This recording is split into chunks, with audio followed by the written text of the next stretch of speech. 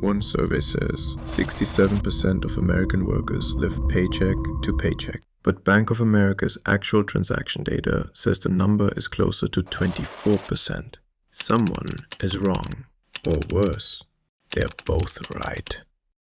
Because living paycheck to paycheck can mean two very different things. For one household, it means having almost nothing left for savings. For another, it means being one broken transmission, one medical bill, or one missed shift away from collapse. Both feel trapped. They are not equally in danger. Because the number that really matters isn't how much a household earns. It's how much room is left when something goes wrong. This isn't about calling Americans irresponsible. It's about following the money. There is no single official definition, and that's exactly why the two numbers from the intro don't agree. PNC simply asked workers to describe their own financial situation. 67% identified as living paycheck to paycheck. Bank of America used the stricter test. It tracked actual deposits and spending, then counted households whose necessary expenses, housing, groceries, utilities, transportation, childcare, consumed more than 95% of income.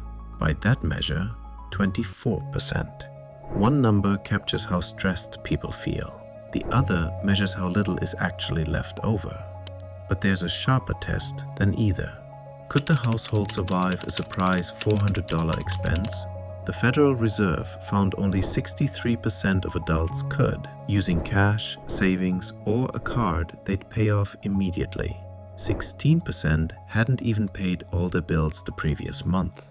That's where pressure turns into danger. Not when a household runs out of fun money, when it runs out of margin for error. Keep that word in mind, margin. Because the disappearance of margin explains almost everything that follows.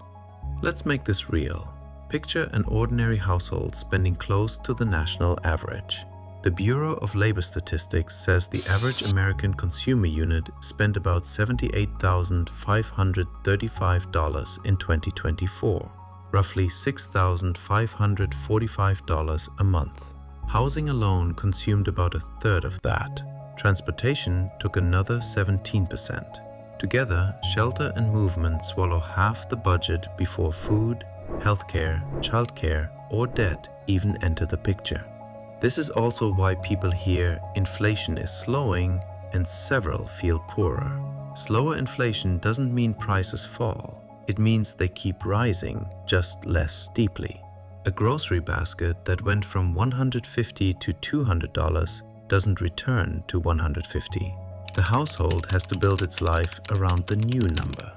In the Fed's 2025 survey, 58% of adults said price changes had made their finances worse. And for parts of 2025, inflation outran wage growth for middle and lower income households. The paycheck got bigger, what it could buy didn't. That gap between the paycheck and the room it buys is the household we'll follow through this video. For millions, the cycle starts before a single grocery is bought. In 2024, 22.77 million renter households, 49% of all renters, spent more than 30% of income on rent and utilities. Over 12 million spent more than half their income on housing, earn $4,000 a month, lose $2,000 to rent first, and you're not budgeting from $4,000, you're budgeting from whatever's left. The words of life has to fit inside $2,000. Owning isn't automatically the escape. The Fed found 14% of insured homeowners struggled to afford their premiums. And some homeowners skipped insurance entirely, almost always citing cost. There's a trap built into geography too. The best paying jobs cluster in the most expensive cities. Move southern cheaper, and the income that made the move worth it constew.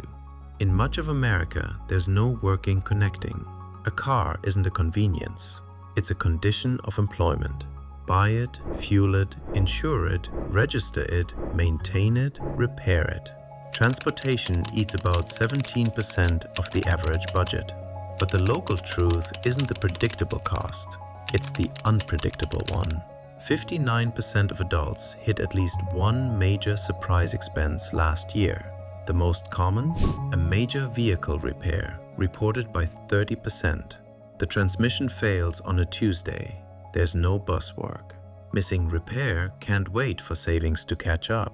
The card converts, the crow gets fixed, the paycheck keeps arriving.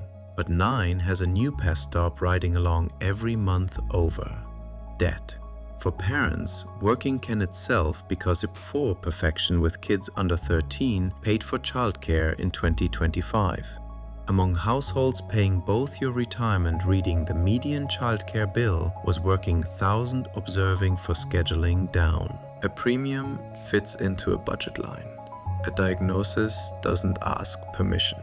In 2025, 26% of adults skipped some form of medical care because they couldn't afford it, which sets up a brutal choice: pay now and risk missing rent, or delay and risk a bigger, costlier problem later. Financial insecurity doesn't just make care harder to afford. It makes people postpone the exact care that might prevent a much larger bill down the line. The household saves money today and may owe far more tomorrow. By Q1 2026, total American household debt reached roughly $18.8 trillion. Credit cards, $1.25 trillion. Auto loans, $1.69 trillion. Student loans, about $1.66 trillion. Debt on its own isn't the villain. A loan buys a home, funds an education, bridges an emergency. The danger starts when it stops being a bridge and becomes the permanent cost of survival. The household puts that $1,000 repair on a card. Next month, the minimum payment reduces the grocery budget. Groceries then go on the same card.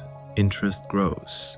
The balance barely moves. Now part of every future paycheck pays for a crisis that already happened. Buy now, pay later does the same thing in smaller pieces. 16% of adults have used it. 11% of those users say a payment triggered an overdraft. Splitting a price into 4 payments makes it look smaller. It doesn't make the household richer. It just lets today's spending claim tomorrow's paycheck. This is where it usually turns political. One side blames wages, housing, healthcare, and pricing. The other blames big homes, financed cars, restaurants, subscriptions. Both can be true. For millions of workers, the problem was never lifestyle. It's that the price of basic participation in American life has crept up to or past what their income can absorb. One household has a spending problem. Another has a mathematics problem. Remember that word from the beginning? Margin. But the real dividing line is the buffer between a bad month and a bad year. A financially secure household can absorb a shock. Savings, manageable debt, some flex in fixed costs, and keep moving. A fragile household can pay every bill on time and still be one event from crisis. So why do so many Americans live paycheck to paycheck? Because the paycheck is competing against housing, transportation, food, childcare, healthcare, and debt, all at once. America can be one of the wealthiest countries in history, while millions of its households remain financially fragile. Maybe that's the clearest definition of paycheck to paycheck. Do you think the bigger driver here is rising costs, stagnant wages, or personal spending? Drop your take in the comments. I read all of them. And if you want more clear, source-based explainers, subscribe to the Orbis.